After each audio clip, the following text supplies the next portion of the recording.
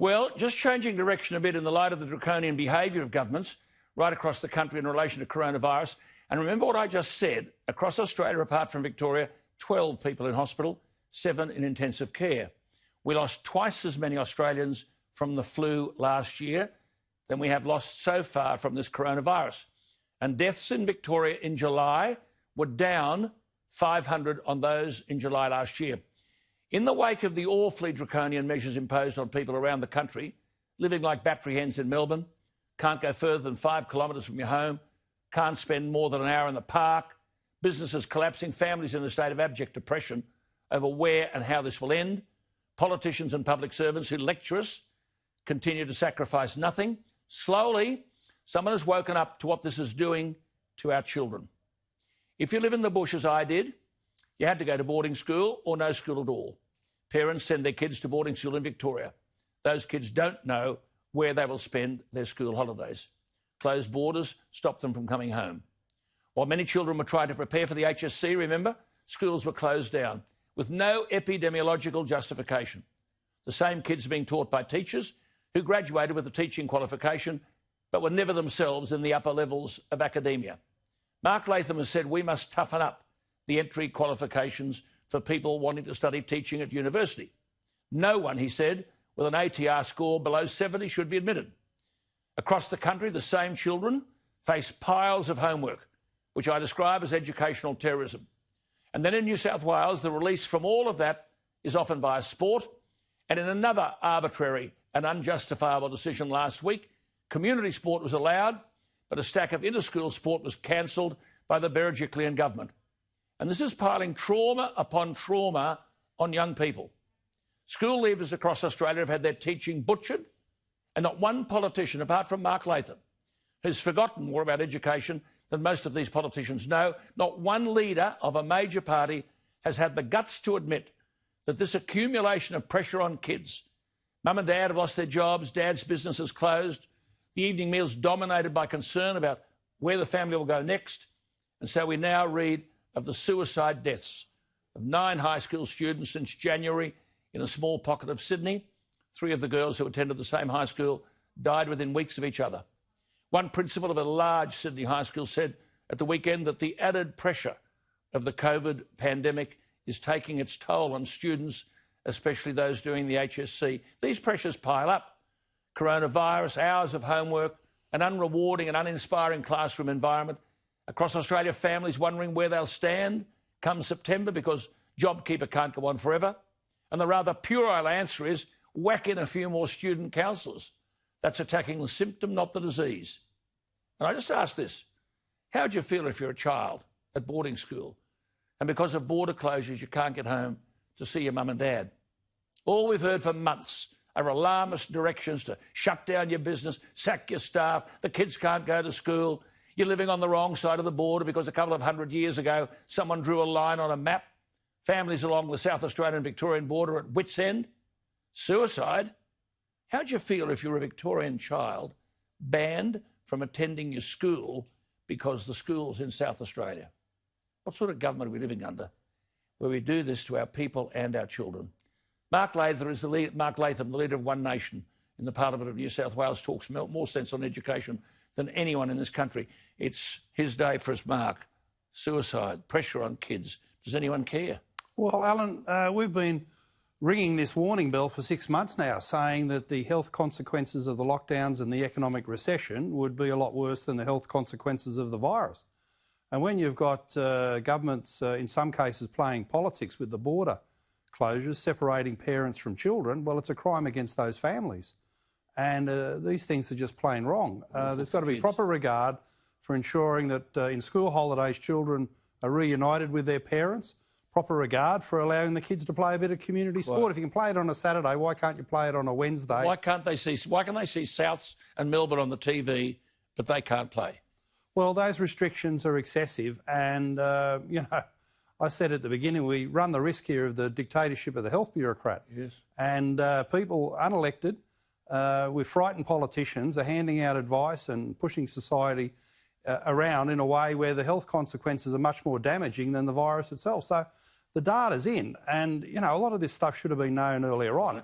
I spoke to you on radio, I think, about the need for economic modelling. What are the consequences of these lockdowns? Right.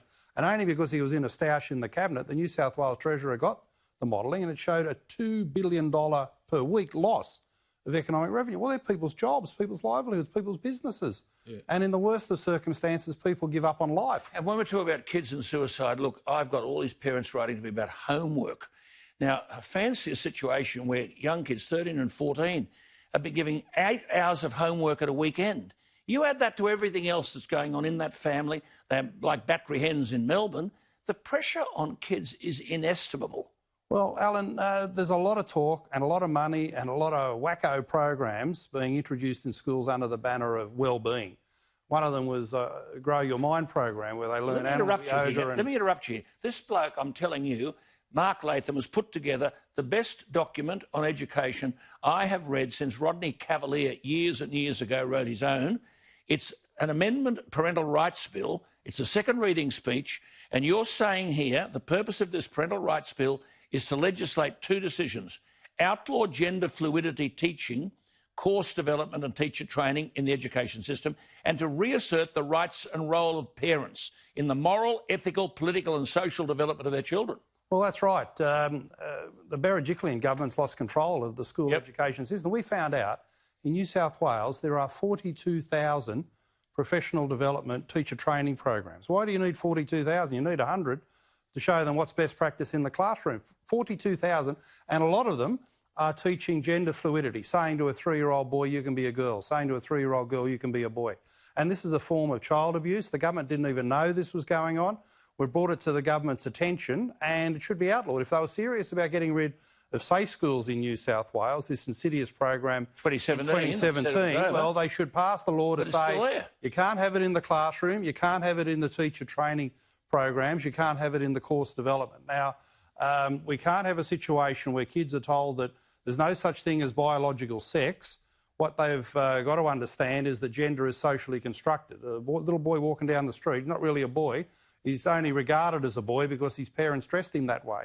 Now, this is the postmodernism of spreading confusion, of saying that gender is socially constructed, of pretending there's no such thing as biological science. What about all that talk, Alan? Follow the science, follow the science. Well, the lefties say that for everything except biological science, which for kids is the most important thing. Brilliant.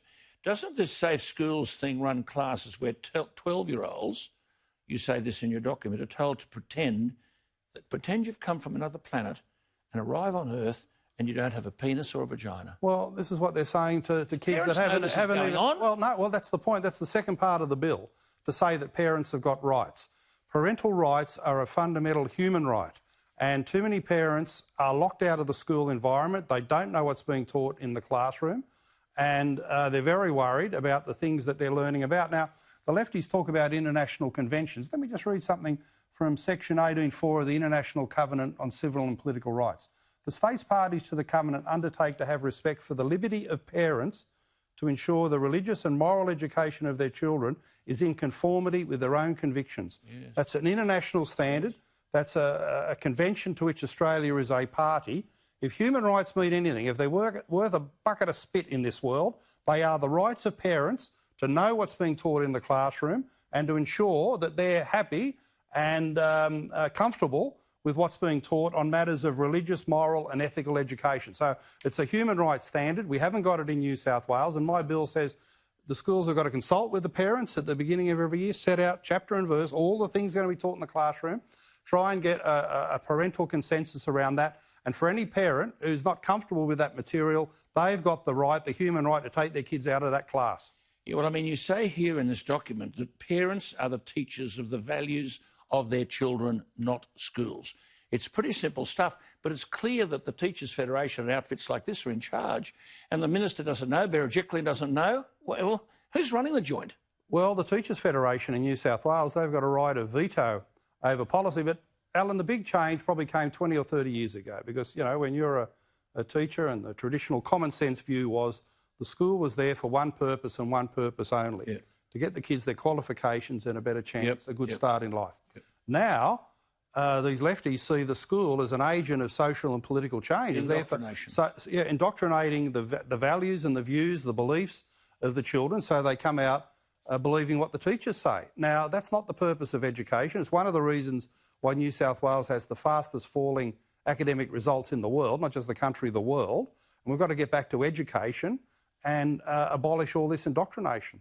Good on you. Look, we're going to have to talk further about this. Parents who are viewing this, I mean, you can go to us on write to email. You've got the numbers down there. You can email me. You can text me. It's just frightening. This stuff is going on, and do you know what's going on? Just one quick one before you go.